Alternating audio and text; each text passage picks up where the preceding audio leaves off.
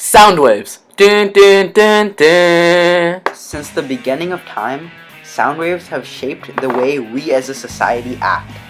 Imagine a bland world without sound, in which everybody spoke in sign language and braille.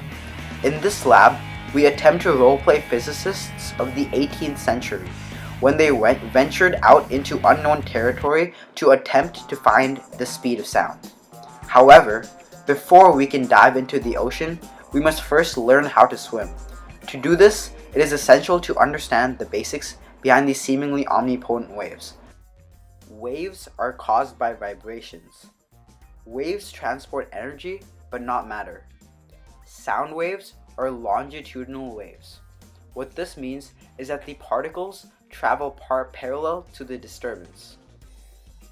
One particle pushes against another particle, which pushes against another particle, and then in the end, a restoring force brings them back to equilibrium. An example of this is people pushing against each other.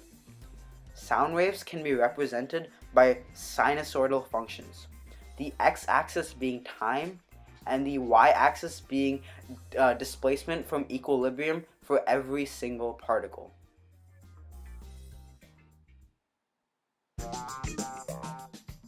An initial vibration pushes air particles in such a way that it creates two separate zones: rarefactions and compressions.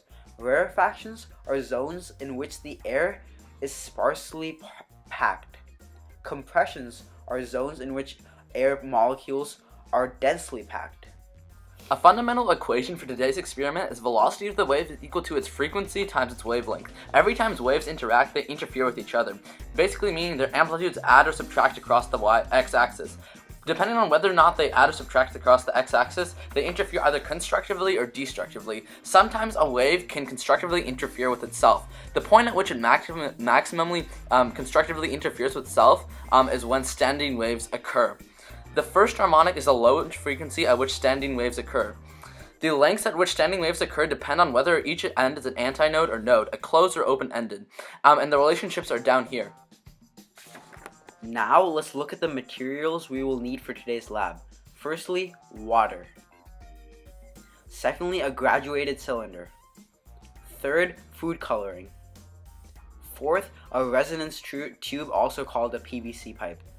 We recommend the $3 million resonance tube, but the 25-cent PVC pipe will work as well. 5 tuning forks of respected frequencies, and also Caleb can't draw in 3D.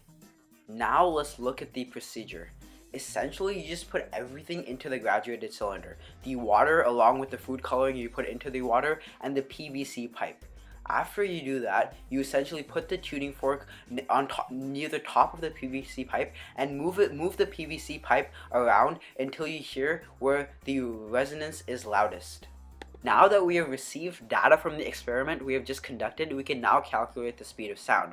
We know the frequencies of the tuning forks, and we just recently received the data for the length at which the fundamental harmonic occurs. We must add a certain amount to this length to compensate for the fact that the sound released from the tuning forks were not exactly above the PVC pipe. The way we do this is essentially we take the diameter of the PVC pipe and we multiply that by 0.4. And now we must remember the fact that velocity is equal to frequency times wavelength. And in this case, this is a node and antinode system. The node is the water and the antinode is the air above the PVC pipe. We know, and in this case, the wavelength is equal to 4 times the length of where the fundamental harmonic occurs. So here we see that the wavelength of the first tuning fork is equal to 0.7296 meters, and for the second tuning fork is equal to 0.7136 meters. Now that we have received the wavelength and we know the frequencies of the tuning forks respectively, we can now calculate the velocity of sound. And these are the numbers we have received: 357.43 meters per second and 353.45 meters per second.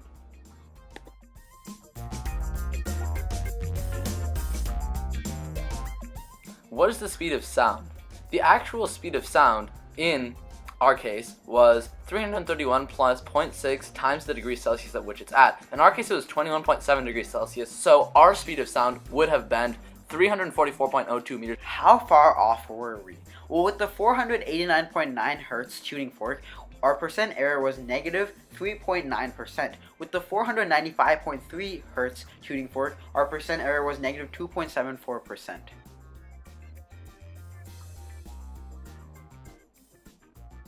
Wow, that hurts. That megahertz that we were off by that much. But why are we off by so much? First of all, I think that we overcompensated for the gap between the PVC pipe and the tuning fork, since we consistently placed at a higher speed of sound than what the actual speed of sound was. If we were to do this next time, I think we should have done it with multiple air temperatures to get more accurate results, also away from other sources of sound, because we did it in a room with other sources of sound that could have interfered with our results.